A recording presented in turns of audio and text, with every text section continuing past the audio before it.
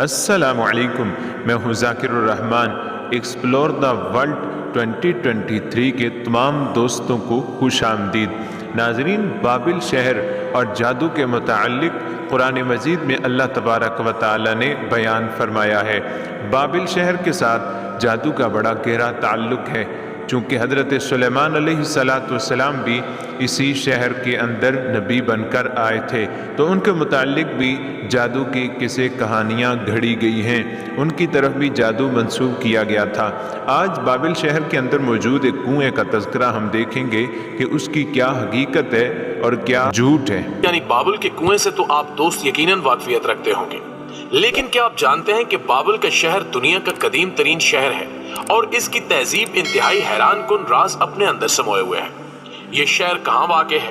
کیا اس کے آثار آج بھی نمایاں ہیں؟ اور یہاں کون سی قوم آباد رہی؟ آج کی زیر نظر ویڈیو میں ہم آپ کو بابل نامی شہر کی ہسٹری سے آگاہی دیں گے اور بتائیں گے کہ چاہے بابل کسے کہا جاتا ہے، لیکن یہ سب کچھ جاننے کے لیے ویڈیو کو شروع سے لے کر آخر تک ضرور دیکھیے گا۔ معزز دوستو، دنیا کے قدیم ترین آثار میں چاہے بابل بھی شامل ہے۔ اس کنویں کا ذکر قرآن کے علاوہ بائبل میں بھی آیا ہے۔ اب جب کہ بابل شہر ہی نہیں رہا تو اس کنویں کے وجود کا سوال ہی پیدا نہیں ہوتا۔ لیکن بابل کہاں ہے؟ بابل کا کنواں کس نوعیت کا تھا؟ چاہے بابل اور اس کے کوائف کو سمجھنے کے لیے اس قسم کے متعدد سوالات ذہن میں ابھرتے ہیں۔ چاہے بابل کے بارے میں سب سے زیادہ سوال ہاروت و ماروت کے حوالے سے کیا جاتا ہے کہ وہ کون تھے۔ دراصل بابلیہ شہر دریائے فرات کے کنارے آباد تھا۔ اس پورے علاقے کو بابل ہی کہتے تھے۔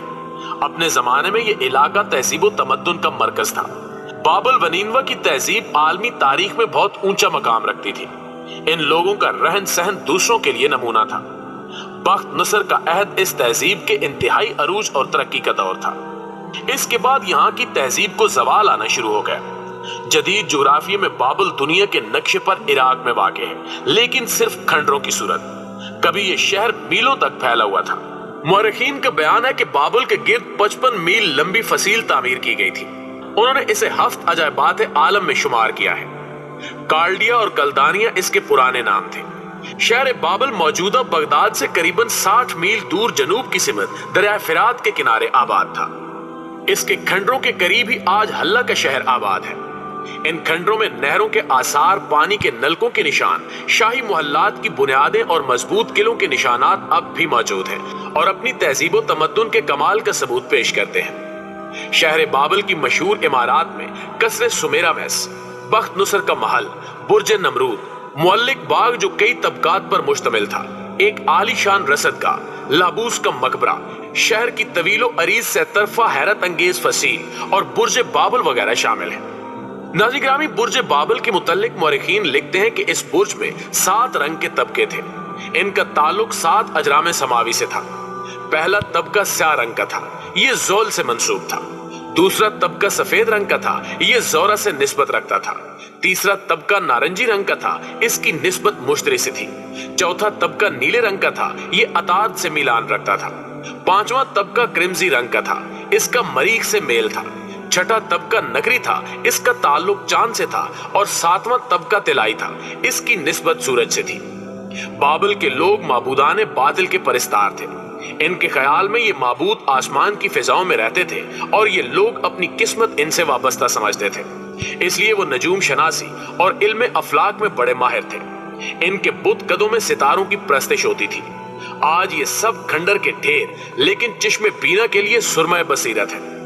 ان پرہول ڈھیروں میں عجیب ہیبت پنہاں ہے اور ساتھ ہی ایک اندوناک اور نہایت حسرت آمیز درس عبرت بھی۔ بابل بغداد سے شہر حلہ کو جانے والی سڑک پر 45 میل دور واقع ہے۔ اس سڑک کو ایک چھوٹی سی نہر کاٹتی ہے، یہیں سے بابل کی حدود شروع ہو جاتی ہے۔ خیال کیا جاتا ہے کہ یہ شہر کی فصیل تھی۔ آدھ میل آگے چلے تو ایک چھوٹا سا عجائب گھر ہے اور اس کے متصل ایک ریسٹ ہاؤس بنا ہوا ہے۔ یہ دونوں عمارتیں حکومت عراق کے محکمہ آثار قدیمہ نے تعمیر کرائی ہیں۔ عجائب گھر میں بابل کے کچھ عجائبات، تصویر کشی اور نقاشی کے نادر نمونے اور قدیم شہر کا مٹی سے بنا ہوا ماڈل رکھا ہوا ہے۔ عجائب گھر کی پشت پر ایک ٹیلا ہے جس پر نشان راہ کی تختیاں نصب ہیں۔ کچھ آگے بخت نصر کے جلوس کا راستہ ہے۔ مشرق کی سمت نین ماہ کا ایک چھوٹا سا معبد ہے۔ दोस्तों, इस इलाके को करीब से देखने वाले ये भी बताते हैं कि गुजरगाह जलूस के मगरिब में एक इमारत है जो जनूबी महल के नाम से मशहूर है। दूसरी इमारत मुअल्लक बाग की है जिसे मोहल्ले आजम भी कहते हैं। इससे थोड़ी दूर आगे एक तहखाना है। कहते हैं कि यहाँ नमरूद ने हजरत शुएब अलैहिस्सलाम को शेर के आगे डाला था। इस तहखाने की दीवारों पर तस्वीर बनी हैं जो उस दौर के माहिरीन फन की फनकारी का एक बेहतरीन नमूना है। जो ईंटें यहाँ इस्तेमाल हुई वो अपनी शनाख्त और मजबूती के एतबार से दौरे हाजिर से बहुत बेहतर है। चंद कदम आगे चलकर एक कुआं आता है जो ऊपर से मुरब्बा शक्ल का है। इसी कुएं को चाहे बाबल के नाम से मंसूब किया जाता है। चाहे बाबल के करीब पत्थर का एक बड़ा मुजस्मा है और साथ ही चंद मौबिद हैं जिनको नीन नूरता और गला के नाम से मंसूब किया गया है। बुर्ज बाबल भी इसके करीब ही वाक़ है। यही वो मकाम है जहां सिकंदर आजम ने हिंदुस्तान से वापसी पर दाई अजल को लब्बैक कहा। खंडरों से 2-3 मील के फासले पर एक मस्जिद का गुंबद नजर आता है। कहते हैं कि यह मस्जिद हजरत अली करमुल्ला वजह ने तामीर करवाई थी। इसके गुंबद और दीवारों पर निहायत नफीस नक्शो निगार है। इन्हें देखकर यूं महसूस होता है कि जैसे कारीगर अभी चंद दिन पहले ही काम से उठ कर गए हैं। कुतुब में आता है कि बाबुल के बानी का नाम नमरूद बयान किया गया है। उसका जमाना करीबन 4000 साल कबल मसीह पहले आया। इसके बाप का नाम कोश और दादा का नाम हाम था। हजरत ईसा अलैहिस्सलाम से कोई 4500 साल कबल बनु आद के सामी कबीले ने बाबुल पर कब्जा कर लिया। 2 या 250 साल इनकी हुकूमत रही। सामियों के बाद इस पर यलामी खानदान का कब्जा हो गया। वो नमरूद इसी खानदान का एक हुक्मरान था जिसने खुदाई का दावा किया। दोस्तों, नमरूद इसका खानदानी लकब था। इसका असल नाम जुलामर बयान किया गया है। नमरूद का जमाना 3200 साल कबल अज मसीह में आया। इसी नमरूद ने हजरत इब्राहीम अलैहिस्सलाम को जिंदा आग में जलाने का हुक्म दिया था। इस खानदान के बाद बाबुल के बादशाहों में बनु कद नसर बहुत मशहूर हुआ।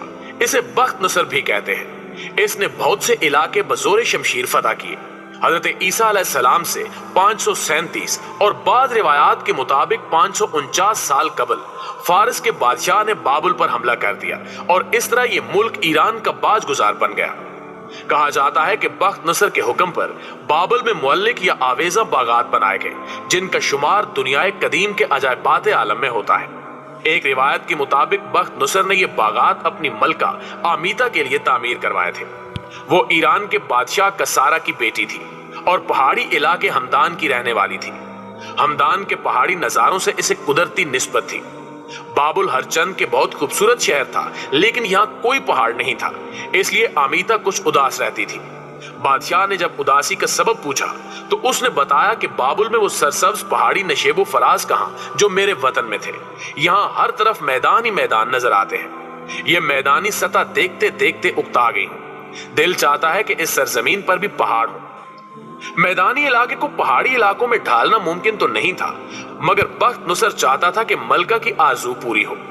इसने अपने मुल्क के आला दमागों को मलका की ख्वाहिश से आगाह किया। पहाड़ होते तो उन्हें काटकर उन पर सब्जाजार बनाए जा सकते थे, लेकिन मैदानी इलाके में पहाड़ बने तो क्यों कर। ऊंची ऊंची चोटियां, इन पर महकते बागात और बुलंदो बाला दरख्त कहां से आए, वो सब हैरान थे। उनमें से एक दानिशवर बोला कि हमारी कदीम किताबों में दर्ज है कि बाबुल में बड़ी बड़ी चीजें बनेगी। अहले दुनिया इन्हें देख देख कर हैरान होंगे। यहां तक कि बाबुल में पहाड़ भी बनेंगे, पहाड़ पर जंगल उगेंगे और चिश्मे भी फूटेंगे। दोस्तों, कुछ बातें तो बादशाह की समझ में आईं, लेकिन पहाड़ का मसला बहुत दुश्वार था। एक इंजीनियर बोला कि पहाड़ बनना भी मुमकिन है। इसकी तदबीर यह है कि ऊंची ऊंची मेहराबें बनाई जाएं, इन मेहराबों पर छत डाली जाए और फिर उस छत पर चारों तरफ जगह छोड़कर और मेहराबें बनाई जाएं। इन मेहराबों पर भी छत डाली जाए, इसी तरह और मेहराबें बनाई जाएं और उन पर छतें डाली जाएं। इस सिलसिले को इतना ऊंचा ले जाएं कि दूर से पहाड़ नजर आए। बादशाह को तजवीज पसंद आई और इस मंसूबे पर फौरन काम शुरू हो गया। मेहराबों को मजबूत बनाने के लिए इनमें सीसा पिघलाकर डाला गया ताकि ज्यादा से ज्यादा बोझ सहार सके। फिर इन छतों पर एशिया भर से फूल पौधे लाकर लगाए गए। ये छतें 350 फुट ऊंची और 400 फुट लंबी थी। यूं हवा में मुअल्लिक बागात तामीर हुए जिन्होंने शहर बाबुल को एक नई पहचान बख्शी।